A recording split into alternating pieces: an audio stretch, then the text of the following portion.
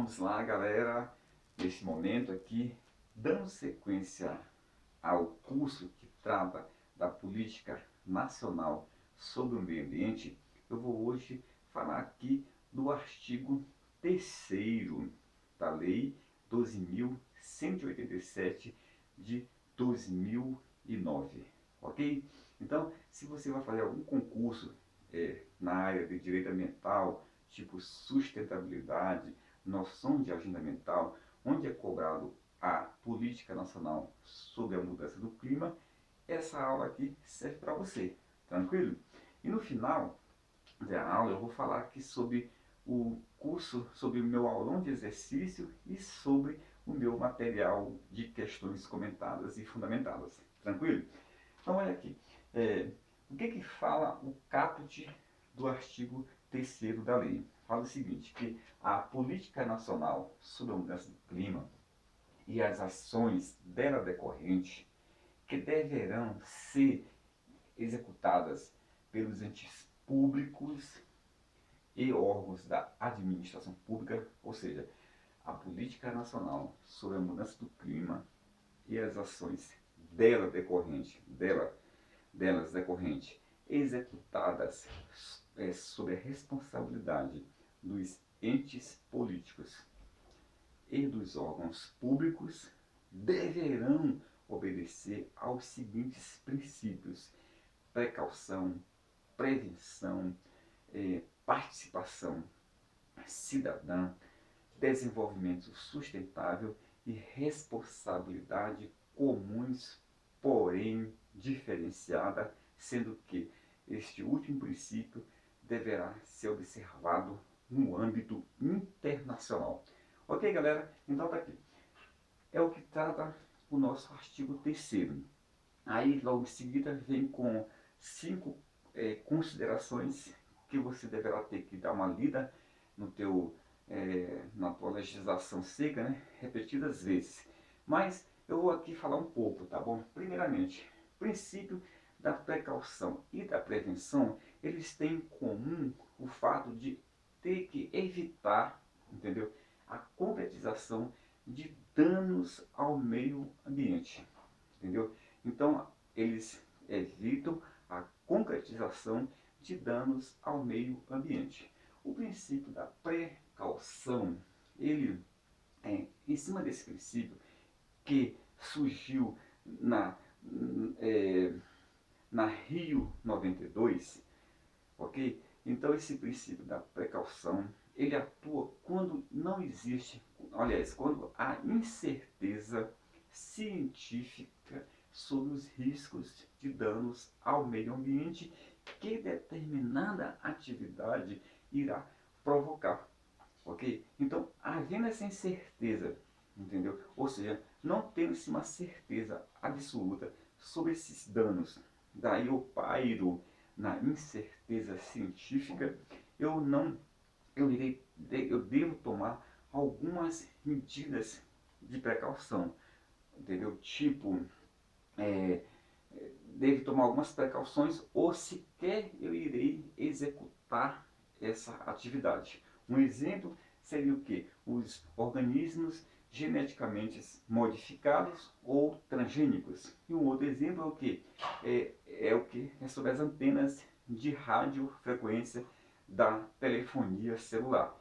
Então, nesse princípio da precaução, existe o que nós chamamos de inversão do ônus da prova. Então, a pessoa, o responsável, a empresa que pretende executar alguma atividade que irá, por exemplo, fazer, irá provocar emissões antrópicas de gases de efeito estufa, dos GEE, ela deverá o quê?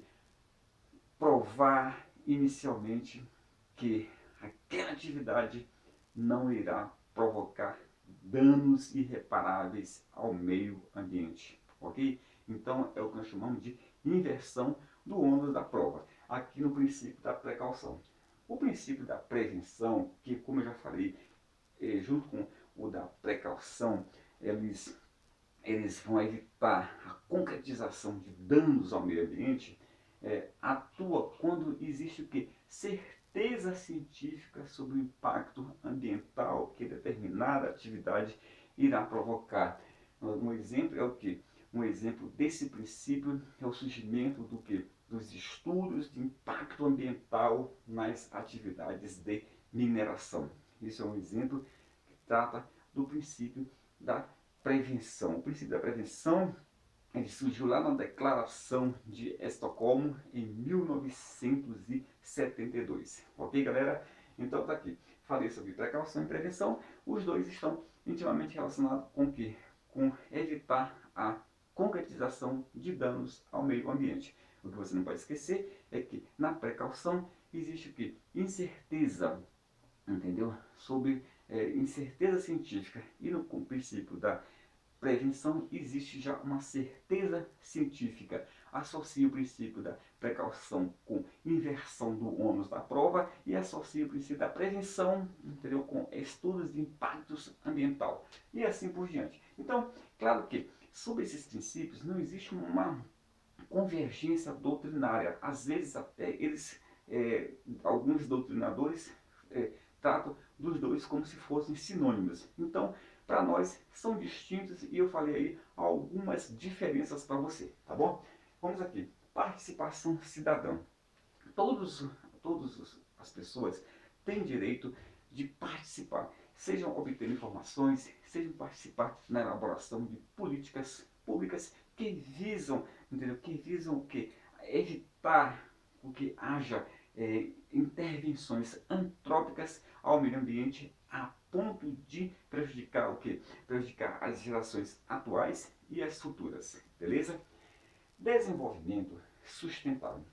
Esse princípio aqui do desenvolvimento sustentável é um dos princípios muito importantes, ele é tratado tanto aqui na política nacional sobre a mudança do clima, como na política nacional dos resíduos sólidos, que eu estou tratando também, né? Ele busca o crescimento econômico em harmonia com a preservação do meio ambiente, atendendo às necessidades das populações. Então aí nós temos três fatores: crescimento econômico, com preservação ambiental e atendendo às necessidades da sociedade. Isso é o que nós chamamos de desenvolvimento sustentável. É que nós sabemos que a natureza ela sofre alterações antrópicas devido à emissão de gases. Então aí o desenvolvimento sustentável visa que o crescimento econômico, né?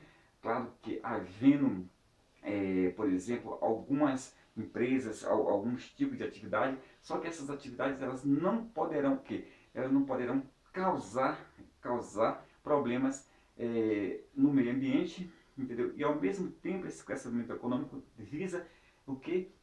Melhorar a qualidade de vida da população, ok? Não esquecendo que devemos o quê? Preservar a atual geração e garantir a futura geração. Então tá, a responsabilidades comuns, porém diferenciadas, esta última aqui, você deverá considerar no âmbito internacional, é um dos princípios interessantes, porque aqui vai se falar em princípio do que nós chamamos de equidade. Então aqui você deverá sopesar, deverá ser o que? Atribuído de maneira proporcional, entendeu? As responsabilidades pelas emissões de acordo com os diferentes setores e populações que causaram aquele prejuízo ao meio ambiente. Então, o princípio da responsabilidade comuns, porém diferenciada, este último no âmbito internacional, aí você associa a equitativo, equilibrado. Então, a responsabilidade deverá ser atribuída de forma equitativa, de forma equilibrada, de tal forma que alguém que provocou menos danos não sofra um ônus igual a quem provocou um dano maior ao meio ambiente. Pessoal, tá aí.